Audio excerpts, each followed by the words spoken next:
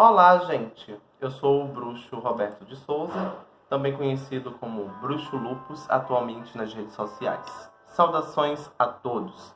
Não esqueçam de deixar o seu like, se inscrever no canal, para estar sempre aí recebendo os novos vídeos do nosso canal Bruxaria Tradicional BR. Ative o sininho para receber sempre notificação quando tiver novos vídeos. E compartilhe com seus amigos e suas amigas nas redes sociais este conhecimento. Hoje teremos uma introdução à estrigoneria, né? E especificamente às tradições de bruxaria tradicional italiana, tá? Dentro do quadro Tradições da Bruxaria Tradicional, tá bom? Bom, a estrigoneria, ela é um ramo de tradições italianas, né, gente? E, como a gente sabe, é diferente de todas as outras. Já começa na questão da linha cultural, né? A linha céltica, por exemplo, não se limita apenas a um país. Teremos a linha céltica, na linha céltica, regiões como irlandesa, né? Escocesa, britânica, portuguesa, enfim. Mas na bruxaria italiana, não. Na bruxaria italiana, nós teremos uma linha cultural de tradições nacional, né? Como a gente já vê na palavra, já percebe na palavra, italiana. Então a gente não vai ter uma tradição italiana, né, em outro país que pertença a uma região de outro país. A gente tem a tradição janara, a tradição tanara, a tradição romana e temos também a tradição helênica, que é a única tradição de estrigoneria que conserva as práticas italianas, mas, né, tem a presença de deidades gregas dentro do culto. Tá, gente? Que é uma tradição sincretizada. Tá? A estrigoneria, eu vou estar falando mais dela na perspectiva da tradição janara, que é a tradição a qual eu pertenço, a qual eu sigo dentro da estrigoneria. Tá, gente? Então, a tradição janara, ela tem como foco de culto devocional a deusa Diana, que outrora fora chamada de Iana, posteriormente Jana e atualmente Diana, tá? E a gente cultua essa deusa como deusa mãe das bruxas. Ela não tem nada a ver com Ártemis, não tem nenhum sincretismo com a deusa Ártemis, tá? Esse sincretismo é um sincretismo romano, greco-romano. Não tem absolutamente nada a ver com a tradição janara e geralmente não tem nada a ver com as tradições de estrigoneria em geral, tá? Então a deusa Diana, ela não é uma arqueira rebelde, sempre jovem, né, virgem, né? Não, ela é mãe de todas as estrigas, ela é mãe de todas as bruxas e bruxos, né? Segundo o mito, Diana, né, após os Inuolluth criarem toda a existência, os Inuolluth entregaram para Diana e seu irmão ou consorte Janus, que passou a ser chamado de Janus e depois Dianos, e depois Dianos Lucifero, e atualmente muitos os chamam de Lúcifer. Tá, gente? Tendo entregado aquela criação a Diana e Janus, né, os Inuolluth deixaram a eles o cargo de governar tudo aquilo, né? Lúcifer, né, o Janus, ele estava ligado ao Sol e à luz. Ele se ligou, né, ele se apropriou do Sol como seu corpo físico e da luz, né? Tanto que ele passou a ser conhecido também como Domino Stella, Senhor da Estrela, né? Como alguns entendem como o Senhor da Estrela da Manhã, e posteriormente toda a história de Lúcifer que a gente meio que conhece dentro do sincretismo da relação com esse Deus, tá? Com esse Domino. Então, Lúcifer, ele se tornou pai da humanidade, né? Pai da humanidade, ele que trazia a luz todos os dias de volta, né? Aquele que é o portador da luz, doador da luz, trazia o sol todos os dias de volta para a vida continuar, a vida humana comum. E Diana, não, né? Diana, né, escolheu a lua como seu corpo, sua representação no universo. E ela estava lá em Luna e desceu à terra durante a noite, no momento que ela viu algumas luzes perpassando pela floresta. E ali ela desceu para encontrar aquelas luzes e se encontrou com os Lazer, né, que são entendidas como as fadas italianas, né? Os Lazer, eles são entendidos em aparência como homens de alto porte, né? Com asas de anjos, basicamente, asas de pássaros grandes, branca, né? E sempre com aparência iluminada, né? Segundo muitos relatos, eles tinham aparência andrógena, mas predominantemente masculina, tá? Então, por conta disso, eles tinham uma aparência mais masculina. Diana encontrou os Lhasa na floresta, né? E ela disse que queria ser a rainha deles. Acontece que eles se negaram, né? Por que tu serias nossa rainha? E ela disse, não, eu serei vossa rainha porque eu faço isso. Fez as estrelas caírem do céu, tocarem no chão e virarem ratos, se transformou em gato. Na verdade, ela se transformou em 9 gatos e um dos 9 era ela. Enfim, ela fez algumas coisas, né? Que, quando ela retornou de todo aquele espetáculo de poder, né? Os Lhasa se curvaram diante dela e disseram, ó, Regina Nostra. Né? E Diana passou a ser a rainha dos Lhasa. Né? E ali também ela passou a ser entendida como rainha Regina Celli, Regina Terri, Regina Infernus. Né? Ela passou a ser entendida como a rainha de todas as passagens. E por isso ela é Domina Luna. Ela é a senhora do reino de Luna, que dentro da estrigoneria é entendido como pós-morte, tá? O outro mundo, o mundo dos espíritos. Por isso que ela faz... como é que eu posso dizer? Ela faz as passagens, tá? Ela é entendida como a rainha de Luna por conta justamente disso, porque ela faz as passagens, tá, gente? Então, Diana passou a ser a senhora da rainha, a senhora da magia, né? A senhora do oculto, enquanto Lúcifer era senhor da luz, tá? E Diana, ela passou a ser mãe de todos os Lhasa. Passou a ser considerada Senhora do Céu, Senhora da Terra, Senhora da Terra, Senhora dos Infernos, né, como eu citei agora há pouco. E por isso que ela é considerada Senhora das Passagens, né? E então o que aconteceu? Lúcifer é pai da humanidade, Diana é mãe dos Lhasa. Os Lhasa, por sua vez, tiveram relações sexuais com humanos. E dessa relação, dessas fecundações, nasceram os primeiros estrigones e as primeiras estrigas, né?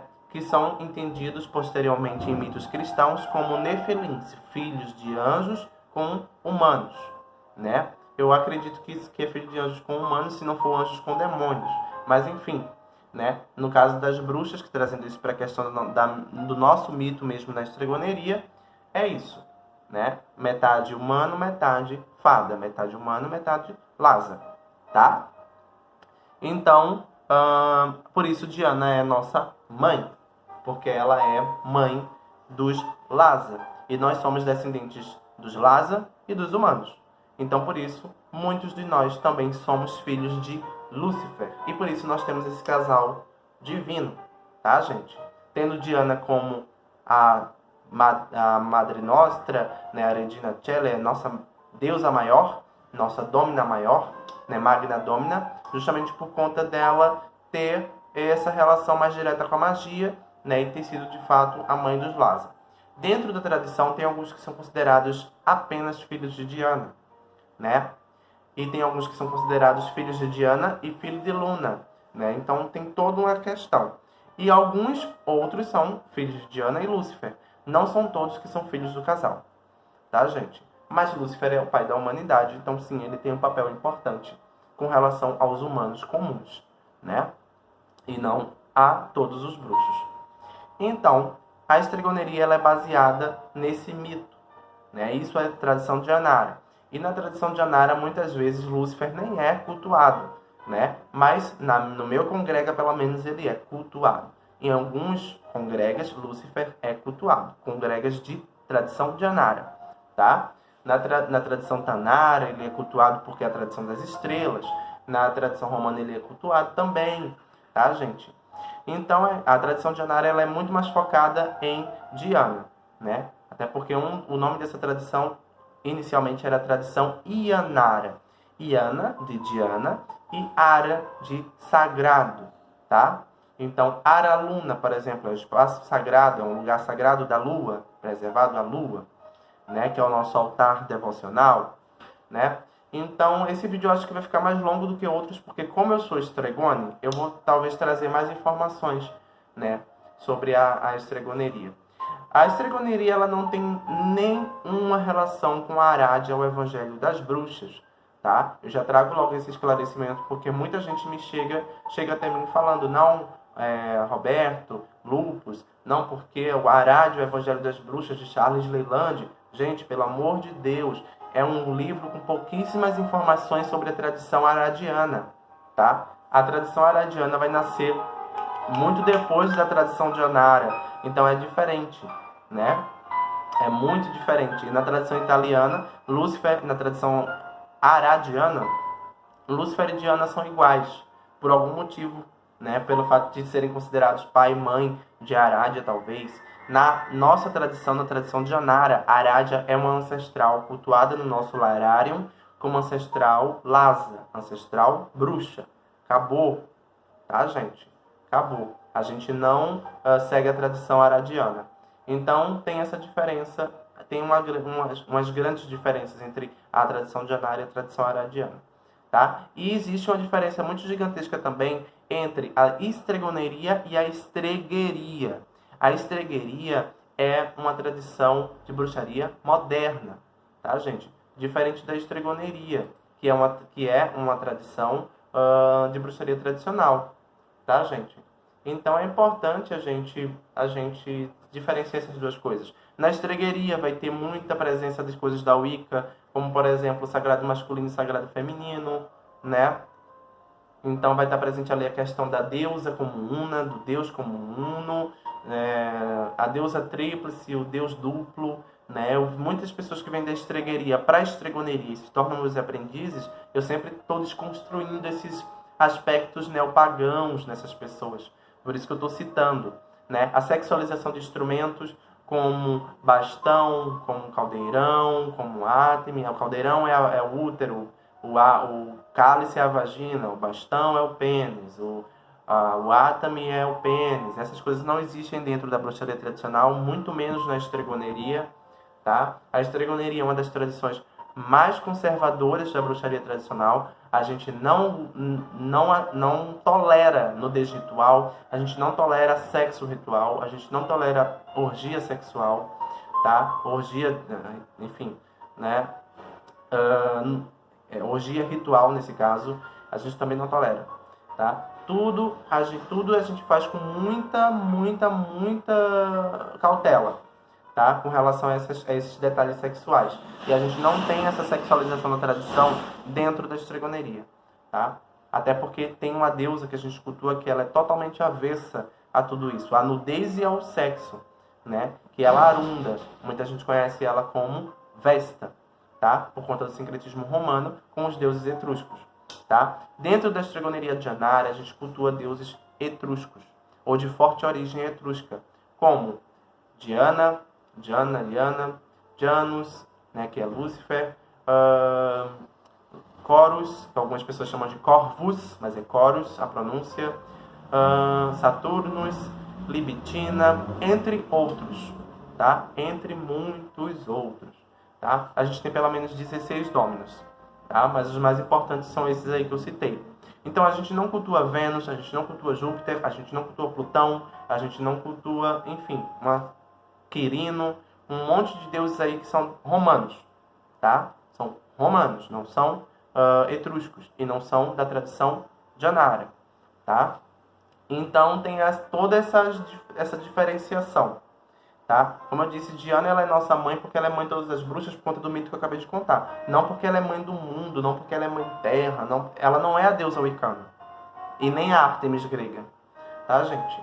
Nossa Diana ela é completamente diferente. Então é isso que eu posso trazer para vocês. Eu não sei se tem mais alguma informação que eu possa dar como introdução, mas eu acredito que isso já é uma boa introdução para muita gente, porque, primeiro, muita gente vai considerar a Arádia o Evangelho das Bruxas, já descarta, né? Muita gente vai considerar, né, que a estregueria é estregoneria. Não, estregueria nunca será bruxaria tradicional, já descarta também, né, gente? E é isso. Dentro da estregoneria a gente tem o Velione, né? O Velione que se escreve Veglione, mas se pronuncia Velione, que é o nosso ritual de lua cheia. Não tem nada a ver com o ritual de lua cheia da Wicca, tá? Dentro do nosso Velione, a gente faz limpeza, a gente faz quebra de demanda, desmanche de feitiço, a gente faz pedidos, feitiços de cura, feitiços de saúde, a gente faz feitiços de prosperidade, a gente faz trabalhos com bebidas sagradas como a ayahuasca ou a jurema sagrada. Olha, gente, é todo um conjunto de rituais que a gente faz dentro do Velione que não tem nada a ver com a Wicca. Nada a ver com a Wicca. E se a gente dança perante a lua, a gente não está ali dançando, fazendo alguma coisa para se energizar com a luz da lua. Não. A gente está fazendo aquilo ali porque é um momento de conversar com Diana. É um momento de dialogar com ela. Seja através da dança, seja através do canto, seja através das palavras, né? E a gente, em diversos momentos, a gente escuta a resposta dela. E não é, gente, coisa de visualização da Wicca, não. A gente está falando de uma espiritualidade real. A gente está falando de algo concreto. A bruxaria tradicional não tem essas viagens, tá? Essas coisas, enfim, esotéricas, xamânicas, né? Do neo-xamanismo wicano. Não tem. A gente é muito preto no branco, tá? Dentro da bruxaria tradicional. Então a gente tem dentro da bruxaria tradicional diversas coisas que não tem na Wicca, assim como na Wicca tem diversas coisas que não tem na bruxaria tradicional. Como eu falo para vocês, sempre, não critico nenhum wicano, não condeno a Wicca. Mas saiba que a Wicca não é a antiga religião. A Wicca nasceu dos anos 40 para os anos 50, fundada por Gerald Gardner, e foi uma criação dele, tá? Ele se baseou em diversas coisas, mas foi uma criação dele, tá? Tanto que Gerald Gardner era britânico e cultuava deuses como Pan e Hecate, que são gregos. Pan e Hecate são gregos. Ele cultuava esses deuses, né? Enquanto ele era britânico. Não cultuava Cernunnos, não cultuava Ceridwen, não cultuava nenhum dos deuses britânicos. Apenas esses dois, né? Como deuses principais. Isso é uma característica da Wicca. Essa universalização, essa mistura de deuses, ignorando totalmente a tradição regional daqueles deuses, é da Wicca. Essa questão de ter sacerdotes, sacerdotisas, né? De que se comparar aos sacerdotes dos templos de Apolo, dos templos de Zeus, né, daquela época do paganismo, isso é da Wicca. Até porque na bruxaria tradicional a gente entende que nós seguimos um ofício que foi muito perseguido, tanto por romanos, sacerdotes romanos que cultuavam deuses romanos, quanto por sacerdotes gregos e por filósofos gregos. Tá? A magia e a bruxaria foram muito perseguidos pelos politeístas. Tá? E então não tem nada a ver essa história de que todo e qualquer deus pagão, toda e qualquer divindade pagã pertence à bruxaria. Não, pertence à Wicca, porque a Wicca se fundou assim, se construiu assim. Não pertence à bruxaria tradicional. Dentro de cada tradição de bruxaria tradicional, a gente tem pouquíssimos deuses. Tem tradição que cultua 4 deuses apenas, né? A maioria das tradições cultuam no máximo 16, 15, 14 deuses. Não tem muito isso. E como eu já disse em vários vídeos, né, de várias maneiras, a gente dentro da bruxaria tradicional, a gente não foca muito em estar pedindo coisa a deuses. Né? Eu quero conquistar isso, conquistar aquilo, vou pedir a Diana, vou pedir a Lúcifer. Não! O papel dos deuses dentro da estregoneria, dado pelos Inuit, que foram os grandes criadores do mundo, foi manter a ordem. Porque os deuses, eles dominam o império. O que é o império? O império é a autoridade, tá, gente? O império é o que os deuses têm, que é a autoridade, tá? Então, os deuses têm o império sobre todas as entidades. Sobre os Lhasa, sobre as ninfas, os faunos, sobre todos. Os ancestrais, os demônios, sobre todos, tá? Então, por conta disso, quando a gente vai fazer alguma coisa, algum feitiço, a gente sempre faz com ancestrais. É muito raro a gente pedir alguma coisa a um domino ou uma domina, tá? Que no caso são deuses. A gente geralmente pede aos ancestrais através de feitiços com os ancestrais. Por isso que a bruxaria tradicional é considerada um caminho ancestral. A bruxaria tradicional é considerada um caminho ancestral não só porque é antigo, mas porque o culto, né, 80% do culto dentro da bruxaria tradicional, especialmente dentro da estregoneria, é feito para os ancestrais e não para os dominos. E quando eu falo culto, é a sua relação, a principal relação do bruxo tradicional é com seus ancestrais, tá? Os dominos estão ali. Vai ter o Araluna ali, vai ter o altar ali, as coisas para os dominos, vai. para que eles mantenham a ordem dentro da sua casa. Os ancestrais, né, benfazejos dentro de sua casa, os malfazejos fora de sua casa. Quem faz isso são os Dominus. Por isso que tem, sim, as coisas para os Dominus ali. Mas, quero conquistar um emprego, ganhar um processo na justiça, quero saúde, gente, pede para os ancestrais. Pede para os ancestrais cuidar disso. Quero um amor, quero achar um amor, quero amarrar um amor. Ancestrais, tá? Os deuses, os Dominus, eles não são incomodados com essas coisas bobas do nosso dia a dia que nós podemos resolver com os ancestrais ou com o nosso próprio poder pessoal, tá? Então, por isso, na bruxaria tradicional, nós somos muito mais ancestrais do que devocionais, né? Então é isso. Por isso é muito importante para o bruxo tradicional, antes de qualquer coisa, ter o seu larário, tá? Que é o seu altar dos mortos, né? O altar dos mortos, o altar dos ancestrais é o larário. O altar dos Dominus, que é o Araluna, que é o altar devocional, é para os Dominus, tá? Então tem essa diferença aí. Os seres etéreos são os faunos, as ninfas, né? Os Lhasa, já citei também. Os ancestrais tem os Lares e os Manes, que são ancestrais do seu sangue, e tem os Lhasa, que são ancestrais da bruxaria, né? Se você tiver ancestrais na bruxaria, na sua genealogia, os Lhasas também vão estar ali, tá? A gente acredita dentro da estregoneria que existe o Cheli, que é o reino da maioria dos Dominus, existe o reino de Luna, né? Que é para onde vão os espíritos dos mortos, né? Que também é chamado de umbralis, dentro da bruxaria tradicional, inclusive não sem nenhuma relação com o espiritismo, né? A gente dentro da bruxaria italiana, né, estregoneria, a gente já chamava o pós-morte, algumas partes dele, de umbralis. O espiritismo provavelmente se apropriou disso, né? Claro que se apropriou disso, né, gente? Com certeza. Enfim, então tem os umbralis e depois tem os infernos, tá? E aí a gente fala sobre isso em outro momento, né? Mas a gente acredita nisso. Se a gente acredita em reencarnação, a gente acredita que a reencarnação acontece dentro da mesma família, dentro da mesma linhagem familiar, tá? A gente não acredita que reencarnação acontece à torta e à direito. E além de acontecer dentro da mesma linhagem familiar, também acontece somente se útil, se necessário, tá? Não fica acontecendo como se fosse um ciclo sem fim, como diz o hinduísmo e o budismo. Isso é uma crença que a Wicca se apropriou do budismo e do hinduísmo. A bruxaria tradicional é genuinamente europeia. Estamos falando de crenças indo-europeias. E dentro da bruxaria tradicional italiana se acredita nisso. E com relação aos bruxos? Os bruxos, como nós sabemos, eu acabei de dizer, Aradia é um ancestral Lhasa, né? E como se torna um ancestral Lhasa? Você não vai ser um espírito de um morto comum, né? Se você foi iniciado a todos os graus, a todos os níveis dentro da bruxaria e tradicional, de qualquer tradição, acreditamos assim, né? Você não é mais um espírito humano comum, porque você despertou o seu lado feérico, o seu lado etéreo, né? E então, por conta disso, o seu espírito, após sua morte, vai se acoplar à natureza e se tornar um espírito da terra, como diz Robin Artson, né? Que defende essa ideia em seus textos. Então, por conta disso, a gente passa a ser considerado um ancestral Lhasa. A gente passa a estar em comunhão com a natureza após nossa morte. Então, a gente não vai nem para os umbrais, né? A gente não vai nem para os umbrais, nem vai para os infernos, né? A gente nem vai para o reino de Luna, né? A gente vai para a natureza, né?